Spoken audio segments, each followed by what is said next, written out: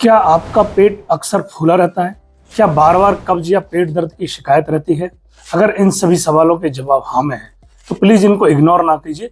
हो सकता है ये कोलन कैंसर के शुरुआती लक्षण हो। अगर आपको कोलन कैंसर के बारे में जानना है तो हमारा आज ये वीडियो आपके लिए काफी यूजफुल हो सकता है, क्योंकि हम आज इस वीडियो में डिस्कस करने वाले हैं कि कोलन कैंसर होता क्या है, किन लोगों में इसका ज्यादा रिस्क होता है, क्या इसके लक्षण हैं, कैसे इसको डायग्नोज किया जाता है, कैसे पता लगाया जाता है कि कोलन कैंसर क्या है, और क्या इसका ट्रीटमेंट है, और क्या कोलन कैंसर से बचाव संभव है। तो बने रहिए हमारे साथ इस वीडियो में अंत तक, क्योंकि अब हम इन सभी सवालों के जवाब देने वाले हैं। मेरा नाम डॉक्टर ताराचंद गुप्ता है। मैं senior consultant in medical oncology and geriatric oncology head हूं जयपुर से। और अगर आपके कोई भी सवाल हैं तो हमें कमेंट बॉक्स में लिख भेजिए, मैं उन सभी सवालों के पर्सनली जवाब दूंगा। सबसे पहले जानते हैं कोलन कैंसर होता क्या है। तो पहली चीज है कोलन, यानी कि बड़ी आंत। आपको पता होगा कि हमारी बॉडी में पेट में छोटी आंत बड़ी आंत होती है, तो बड़ी आंत के को बोलते हैं कोलन।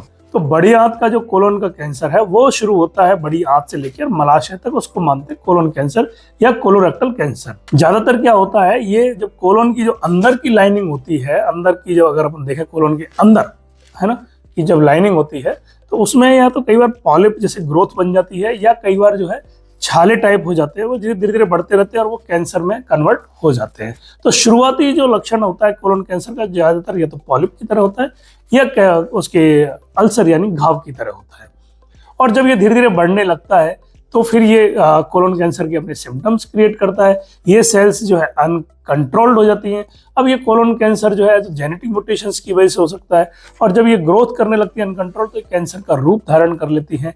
और ये कैंसर जो है धीरे धीरे पहले कोलन में, फिर उसके बाद आसपास के टिश्यूज में, दूर के ऑर्गन्स में फैल सकता है। अब बात करते हैं कोलन कैंसर के लक्षण क्या है। तो लोगों का कहना है कि क्या पेट दर्द और गैस हमेशा ही कोलन कैंसर होगा? नहीं, ऐसा नहीं। लेकिन अगर इनमें से आपको कोई भी लक्षण मिलता है, जैसे कि लगातार पेट दर्द बना हुआ है कई दिनों से, मल में खून आता है यानी पॉटी में खून आता है, कभी कब्जी कभी दस्त, ऐसा भी आपके साथ रहता है, गैस यानी ब्लॉटिंग, हमेशा पेट भरा भरा सा लगता है, कुछ लोगों में पेट में पानी भी भर जाता है एडवांस स्टेज बनने में, जब ये आगे बढ़ता है लंग्स में जाता है तो खांसी, सांस की तकलीफ, छाती में दर्द भी हो सकता है, और अगर हड्डियों में जाएगा तो पेट दर्द हो सकता है, लिवर में जा सकता है, पीली हो सकता है।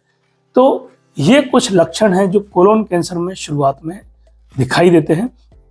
अगर ये लक्षण 2 से 3 हफ्ते तक ज्यादा चल रहे हैं तो इसका मतलब है कि कोलन कैंसर की संभावना काफी ज्यादा है। आपको जरूर एक बार कैंसर स्पेशलिस्ट से मिलना चाहिए। अब हम बात करते हैं कि कोलन कैंसर होता किन लोगों में ज्यादा है। कोलन कैंसर का रिस्क पहले माना जाता था 55-60 की उम्र में, लेकिन 45 प्लस की उम्र के बाद कोलन कैंसर का रिस्क बढ़ने लगता है। उसके अलावा किसी के घर में पहले कैंसर रहा होता है, खासकर कोलन का कैंसर रहा होता है, तो भी एक ये रिस्क बन जाता है कोलन कैंसर का। उसके अलावा जो ओबेसिटी है, जो मोटापा है, वो भी एक कोलन कैंसर का कारण बनता है। अगर हम बात करें तो रेड मीट है, रेड मीट भी कोलन कैंसर का कारण हो सकता है। इसके अलावा अगर हम देखें smoking, alcohol, sedentary life style, तो ये जो है कोलन कैंसर का कारण बन सकते हैं।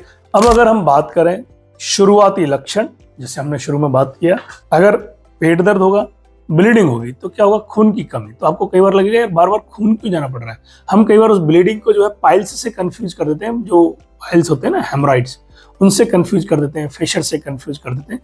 तो ज्यादातर लोगों में शुरुआती लक्षण जो होता है वो पेट दर्द, दस्त या कब्जी, ब्लड लॉस होना, जिसकी वजह से जो है एनीमिया टाइप हो सकता है। तो इन सिम्टम्स को इग्नोर ना करें, हमेशा वॉचफुल रहें, मॉनिटर करें और अपने डॉक्टर से उपयुक्त टाइम पे इलाज लें, तो आपको ये समस्याओं से राहत मिल सकती है। अब अगर हम बात करें कि कोलन कैंसर को मालूम कैसे किया जाता है, डायग्नोसिस कैसे किया जाता है, क्या इन्वेस्टिगेशन यूजुअली किए जाते हैं, तो कोलन कैंसर का डायग्नोसिस शुरू होता है सबसे पहले आपसे। कैसे? आप बताएंगे कि आपको तकलीफ है इतने दिनों से, उसके बाद हम सस्पेक्ट करते हैं कि हाँ ये कोलन कैंसर का हो सकता है, उपयुक्त जो हमने ऊपर बताया ना लक्षण, उनके हिसाब से। फिर हम उनको आपको कोलोनोस्कोपी या सिग्मोइडोस्कोपी बोलते हैं, यानी कि दूरबीन की जांच मलद्वार के द्वारा, और वहीं से हम उसकी बायोप्सी भी ले लेते हैं। आपने सुना है कि बायोप्सी कंफर्मेशन का तरीका है कि कैंसर है या नहीं, उसको आज की दुनिया में इस समय कोलोन कैंसर को बायोप्सी से ही कंफर्म किया जा रहा है। उसके अलावा जब हमको सस्पेक्ट रहता है तो हम वहाँ से सीटी स्कैन या एमआरआई करवाते हैं, और हमको दूर के ऑर्गन्स को देखना पड़ता है तो हम पैट स्कैन या सीटी चेस्ट भी काम में ले लेते हैं। उसके अलावा जो है अगर आप देखेंगे तो हम एक सीईए करके ट्यूमर मार्कर भी होता है, कार्बोनिक एनहाइड्रेस जो है, तो वो भी हमारे को टेस्ट करना पड़ता है। उससे हम मॉनिटर करते हैं कि सब कैसे चल रहा है। इसका मतलब ये नहीं कि वो कैंसर का डायग्नोस करता है, बट हेल्पफुल है। स्क्रीनिंग टेस्ट किस में होता है? 45 प्लस की उम्र के लोगों में किया जाता है, लेकिन अगर किसी को फैमिली हिस्ट्री पॉजिटिव है, उसके घर में किसी को पहले कैंसर रहा है, तो कम एज से इसको स्टार्ट किया जाता है। तो यस, स्क्रीनिंग टेस्ट अवेलेबल है जिससे अर्ली स्टेज में उसको डिटेक्ट किया जा सके और पेशेंट को ट्रीट किया जा सके, और फुल रिकवरी संभव होती है जब भी आप अर्ली स्टेज में डिटेक्ट कर लेते हैं। अब बात करते हैं कि कोलोन कैंसर का ट्रीटमेंट क्या होता है। तो कोलोन कैंसर का जो ट्रीटमेंट है वो बड़े चरणबद्ध तरीके से देखा गया है कि स्टेज 1 और 2 में ज्यादातर हमारा काम सर्जरी से चल जाता है।